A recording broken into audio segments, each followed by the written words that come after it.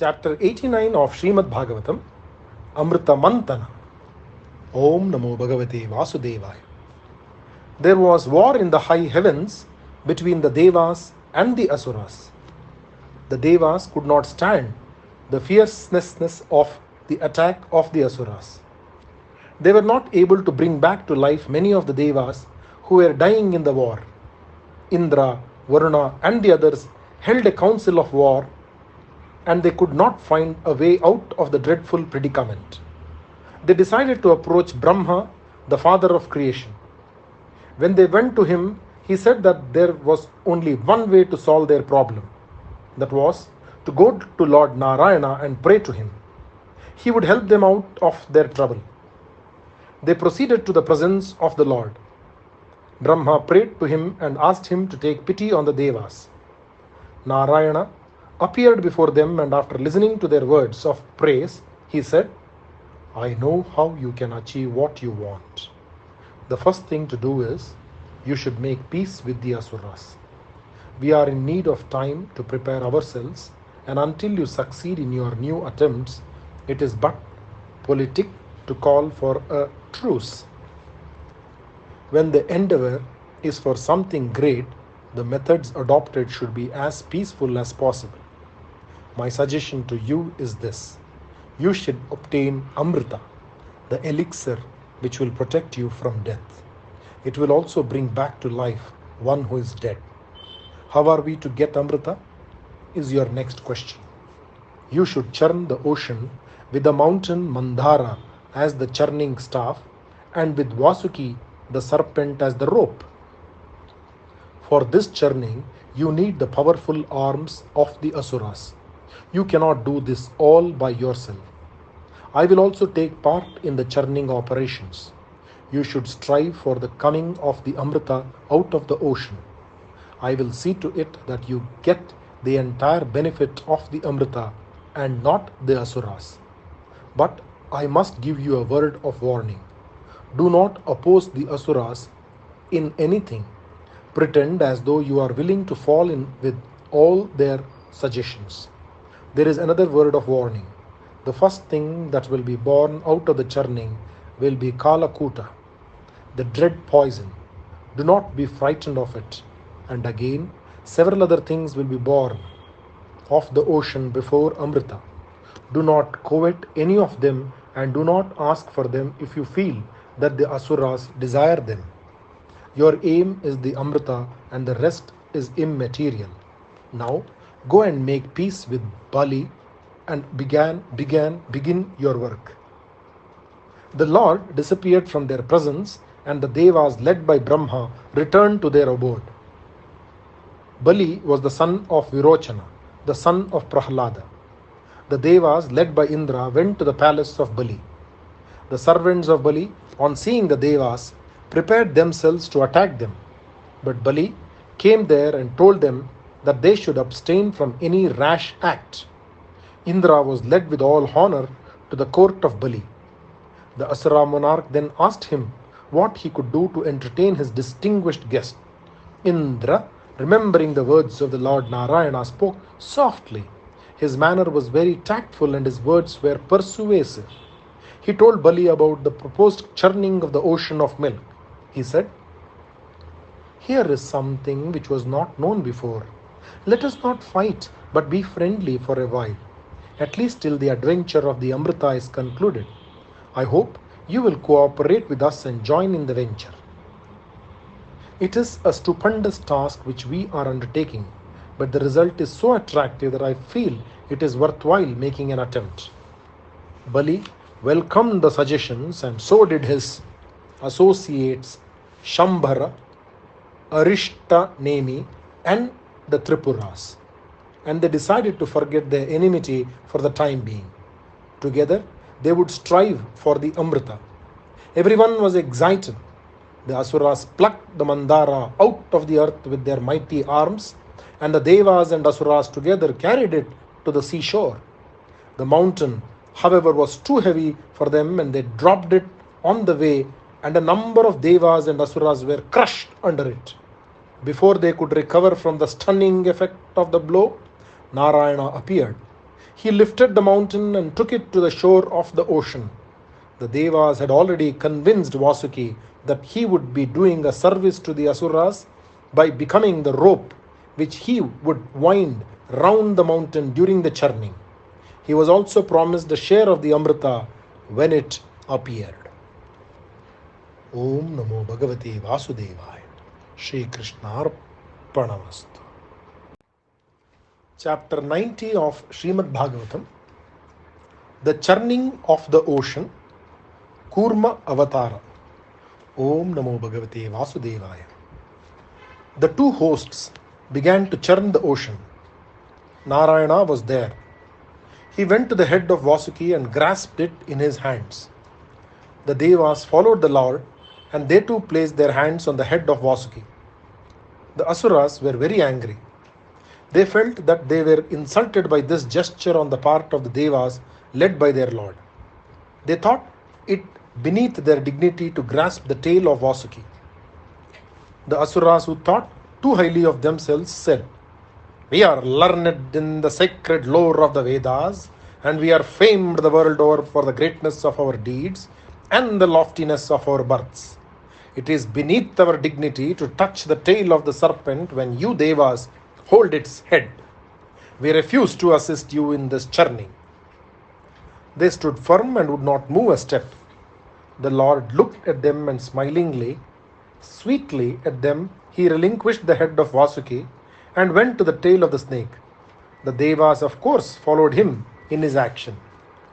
The initial misunderstanding was cleared, and the Asuras, feeling happy that they had gained their point, began to churn the mountain along with the Devas led by Narayana.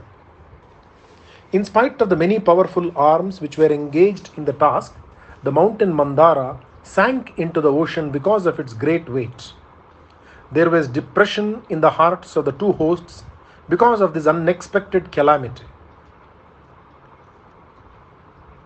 Narayana knew that this had happened because they had all ignored Lord Vigneshwara, and so he went under the waters.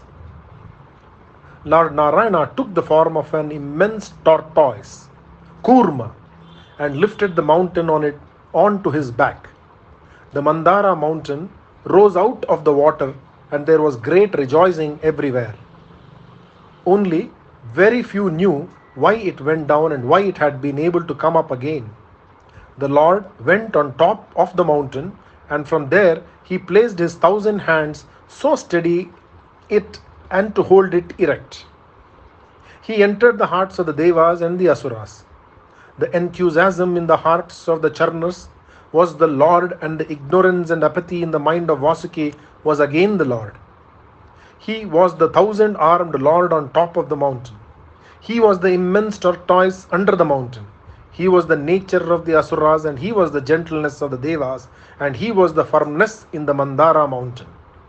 He pervaded everything, and he was here, there, and everywhere. The churning went on, and the tempo increased.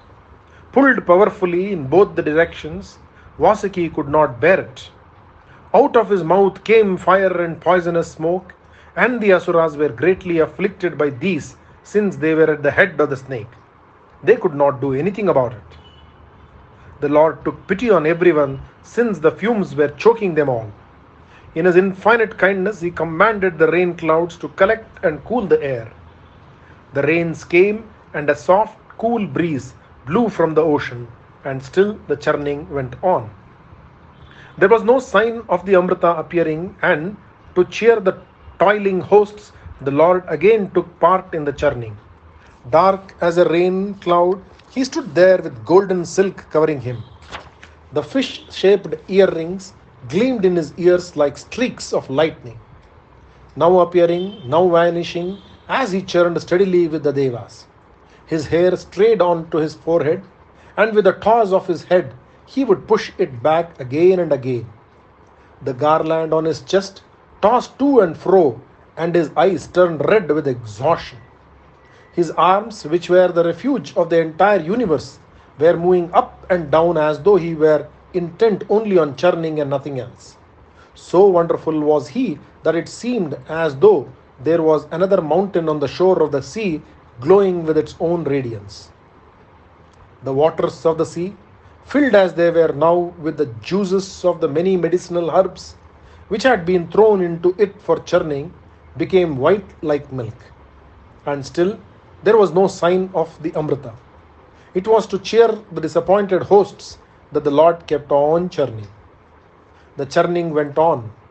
The fish in the ocean, the sharks, and even the whales were tossed up and down ruthlessly, and still the churning went on. Om Namo Bhagavate Vasudevaya.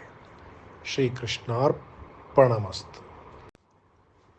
Chapter 91 of Srimad Bhagavatam, Kalakuta. Om Namo Bhagavate Vasudevaya. Suddenly they saw that something was making its appearance on the surface of the ocean.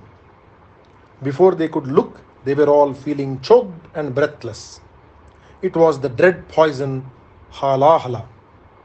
Narayana had already warned the Devas about it. But the poison was so fierce that it was beyond all imagination. It spread all over the place. The entire air was fouled because of its virulence, and no one could bear its potency. Dropping the snake which they were holding in their hands, the Devas and the Asuras fled from the spot as fast as they could, and still the fumes of the poison followed them. The Devas fell at the feet of Mahadeva and prayed to him. "My Lord," they said, "you are the Lord of Lords and you are the protector of the universe. We are frightened of this poison. Please protect us from it." Mahadeva was overcome with compassion for his suppliants. He looked at his consort and said, "Look at the entire host of Devas and Asuras who are looking to me to save them from the dread Kalakuta, which is born of the ocean. It is my first duty to protect them who trust me. I will therefore swallow this poison and thus save the frightened suppliants." The Mother of the Universe smilingly gave her approval. Lord Mahadeva then took the poison in the palm of his hand and swallowed it. The poison entered his throat and stayed there forever, staining the white neck of the Lord with blue. The stain seemed to enhance the beauty of Mahadeva's neck. It looked like a dark jewel placed on his fair neck. The good and the compassionate take it upon themselves to suffer along with suffering humanity.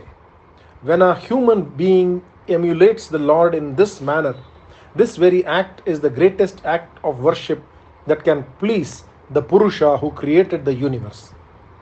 While he was drinking the poison, an infinitesimal drop slipped from his hand and spilled on the ground.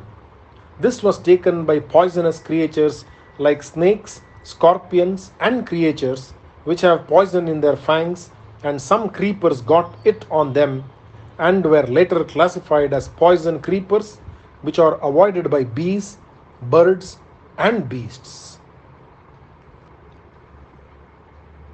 Om Vishakantaya Namaha. Om Shri Neelakantaya Namaha.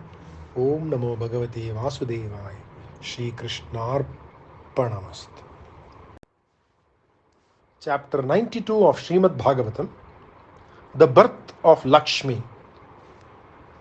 Om Namo Bhagavate Vasudevaya. After the poison had been swallowed by Mahadeva, the Devas and the Asuras resumed the churning of the ocean. There appeared a beautiful cow by name Kamadhenu. The rishis, steeped in the lore of the Vedas and Vedic rites, thought that she would be useful to them for preparing the havis, which is made out of cow's milk and butter. Havis was the offering to the fire in the yagnas, which they would perform endlessly. Then came Uchaishravas, a horse white like the kunda flower. Bali wanted the horse. Indra, remembering the advice of Narayana, did not ask for it. There then arose out of the ocean a magnificent elephant, weighing with Kailasa, the abode of Mahadeva, in whiteness. It had 4 tusks and it was given to Indra. It was named Airavata. There appeared a beautiful gem by name Kaustuba, which was pinkish red like the lotus. Strangely enough, Narayana said that he would like to wear it as an ornament. The tree by name Parijata was born, and following it came a crowd of beautiful women. They were wearing beautiful ornaments made of gold on their necks and arms, and they were wearing beautiful drapes round their waists. They walked beautifully, and their wanton ways and grace pleased the Devas. They were the Apsaras, and they and the tree Parijata were annexed by Indra. The Asuras were not interested in these, and that was why the Devas took them. Like a streak of lightning illuminating the hill Sudama, there appeared out of the sea the gracious figure of Lakshmi. All of them wanted her. They could not tear their eyes away from her. Indra hurried to place a throne for her to sit. The rivers took forms and brought water for her in pots of gold. Mother Earth brought all her precious herbs to bathe the newcomer. The cows yielded their milk for her. Vasanta, the god of spring, brought her the flowers which bloom only in the months of Chaitra and Vaishaka. The rishis gave her the holy bath, and the Gandharvas sang her praises. The Gandharva women danced in her presence, and the clouds rained music on her. The Diggajas, the elephants in charge of the quarters, brought water in their trunks and poured it on her. The Lord of the ocean brought pure white silks for her to wear. Varuna brought her a garland by name Vaijayanti, which had bees hovering over it. Vishwakarma, the divine architect, brought her curiously wrought jewels. Saraswati gave her a necklace made of pearls. Brahma's gift was a lotus, and the Nagas gave her earrings. Lakshmi had a garland of lotuses in her hand, and she wandered among them with a shy smile hovering on her lips. She looked around to find for herself a husband. The Yakshas, Gandharvas, Siddhas, Charanas, and the Devas were all there. The Asuras were all there, but she was not pleased with any of them. The Rishis were there, and she thought, they have wealth of tapas, but they have not conquered anger. As for Guru and Shukra, they have wisdom, but they do not know the meaning of detachment. Chandra is young and handsome, but he has not conquered lust. As for Indra, though he is the lord of the heavens, he has not conquered desire. Each one of the gods who have assembled here has something wanting. No one is perfect except Lord Narayana. He is complete in himself, so much so he does not desire me. She looked at Narayana, who had crossed the Trigunas, Sattva, Rajas and Tamas, who was not moved by the passions which affect the others, who was like a lake unruffled by the passing breeze. She walked up to him, placed the lotus garland on his neck, and stood by his side. The Lord took her and placed her on his chest. They glowed like a thunder cloud with a streak of lightning flashing across it. The churning was resumed. There arose the lovely figure of the young girl with eyes like lotuses. Her name was Varuni, the most delightful, the most intoxicating drink. The Asuras took her for themselves. Om Namo Bhagavate Vasudevaya. Shri Lakshmi Narayanaya Namaha. Om Namo Lakshmi Narayanaya Namaha. Shri Krishnarpanamastu.